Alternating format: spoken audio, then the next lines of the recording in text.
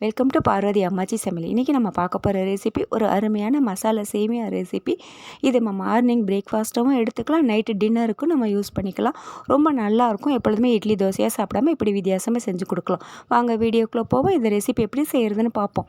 இதுக்கு முதல்ல ஒரு கடாயை காய வச்சுட்டு அதில் ஒரு ஸ்பூன் அளவுக்கு நெய் சேர்த்துக்கோங்க.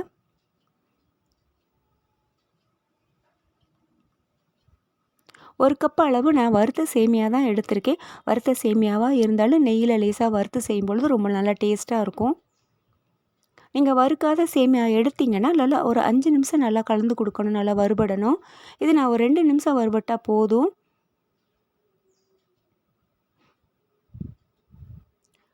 நல்லா இந்த அளவுக்கு நல்லா வறுபட்டோன்னா தனியாக எடுத்து வச்சுக்கோங்க.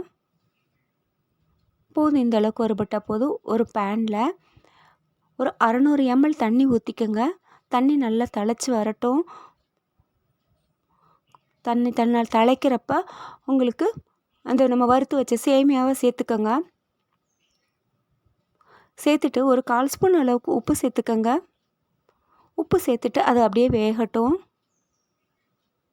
நல்லா வேகணும். நல்லா கொஞ்சம் ஓரளவுக்கு 3/4 வேக்காடை வேகணும்.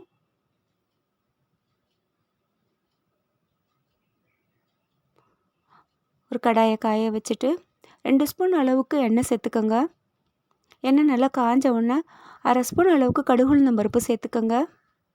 கடுகுளுந்தம் பருப்பு பொரிஞ்ச உடனே ஒரு வெங்காயத்தை பொடி பொடியாக நறுக்கி சேர்த்துக்கோங்க.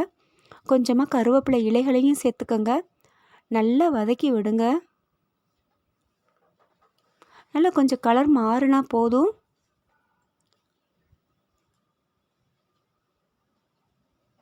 கலர் மாறினவுடனே 1/2 ஸ்பூன் அளவுக்கு இஞ்சி பூண்டு விழுது சேர்த்துக்கோங்க.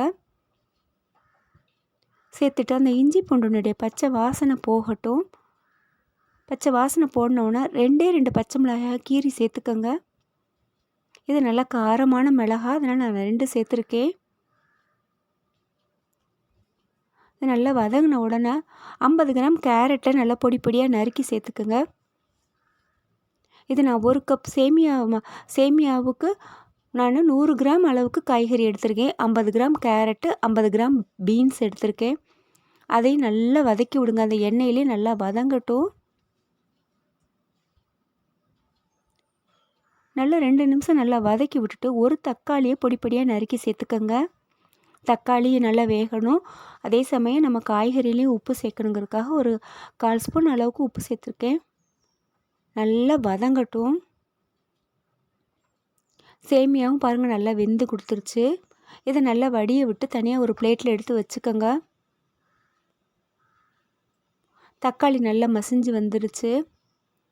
இதில் நம்ம மசாலா பொருட்கள் சேர்த்துடுவோம். 1/2 ஸ்பூன் அளவுக்கு மிளகாத்தூள் சேர்த்துருக்கேன்.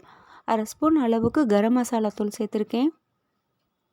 ஏன்னா நம்ம ஏற்கனவே பச்சை மிளகா வேறு சேர்த்துருக்கோம். காரம் அதிகமானால் சாப்பிட முடியாது. அதனால் நீங்கள் உங்கள் காரத்துக்கு தகுந்தாப்புல பார்த்து சேர்த்துக்கோங்க. கூடுதலாக குறைச்சலாக பார்த்து சேர்த்துக்கோங்க. இது அளவான காரமாக இருக்கும். நல்லா வதக்கி விட்டுடுங்க. அந்த மசாலாக்களுடைய வாசனை எல்லாம் போகட்டும். நல்லா வதங்கின உடனே இதில் கொஞ்சமாக தண்ணி தெளித்து விட்டுருங்க. காய்கறி நல்லா வெந்து கொடுக்கணும். மூடி போட்டு மூடி வச்சுடுங்க.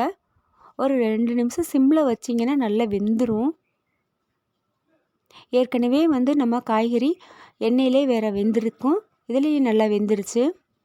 நல்லா வெந்துருச்சு பாருங்கள். இந்த அளவுக்கு நல்லா வெந்த உடனே நம்ம ஆற வச்சுருக்கோம் பார்த்தீங்களா சேமியா, அதை சேர்த்துக்கோங்க.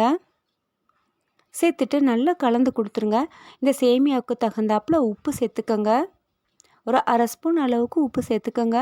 ஏற்கனவே நம்ம காய்கறிலையும் உப்பு சேர்த்துருக்கோம். சேமியா வேக வைக்கும்போதும் உப்பு சேர்த்துருக்கோம். இப்போ நம்ம செக் பண்ணிவிட்டு உப்பு சேர்த்துக்கலாம். பத்தலைனா கூட பரவாயில்லை, அதிகமாக உப்பு சேர்த்துறாதீங்க. நான் 1/2 ஸ்பூன் அளவுக்கு சேர்த்ததே எனக்கு கரெக்டாக இருந்துச்சு. எல்லாத்தையும் நல்லா ஒன்றா கலந்து கொடுத்துருங்க. கலந்து கொடுத்துட்டு கடைசியில் மல்லி இலைகளை தூவி பரிமாற வேண்டியது தான். மல்லி இலைகளை தூவிட்டு உங்களுக்கு வாசனை பிடிக்கும்னா 1 ஸ்பூன் அளவுக்கு நெய் சேர்த்துக்கோங்க. நான் கொஞ்சமாக நெய் சேர்த்துருக்கேன். ஒரே 1 ஸ்பூன் மட்டும் நெய் சேர்த்துக்கோங்க. ரொம்ப நல்லாயிருக்கும் கடைசியாக நெய் ஊற்றி இறக்கும் பொழுது. இந்த வீடியோ உங்களுக்கு பிடிச்சிருக்குன்னா லைக் பண்ணுங்கள், ஷேர் பண்ணுங்கள், சப்ஸ்கிரைப் பண்ணுங்கள். மறக்காமல் பெல் ஐக்கானை கிளிக் பண்ணுங்கள். தேங்க்யூ.